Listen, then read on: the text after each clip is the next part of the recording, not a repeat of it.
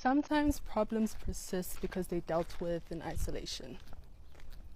Let me explain. Welcome to day 4 of 28 of 4give4orty. In today's episode, we'll be dealing with the necessity of community. Now, there's definitely a place and a time for isolation in your walk with Christ. But this is not what I'm talking about here. I'm talking about the necessity of community when it comes to your journey with forgiveness. And today's story is actually going to be my own. I'm going to tell you and teach you from my own story of how I ended up here, being able to teach about forgiveness and help you get set free from unforgiveness. It all started for me in primary school. I had a very traumatic primary school experience. Did I contribute in some way? Most definitely. I will not hide that from you guys. But it nonetheless traumatized me. And for years, I was carrying that burden of unforgiveness.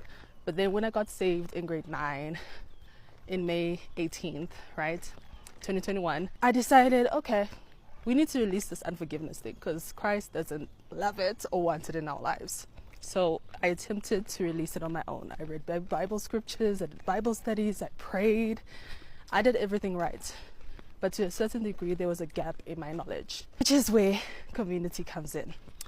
In I don't know which year it was, but probably like 2022, somewhere there, I joined a church because I had been praying for church community because I realized through the scriptures, community was a very important thing. So I started praying for a church community. And eventually, God led me to the church where I am right now.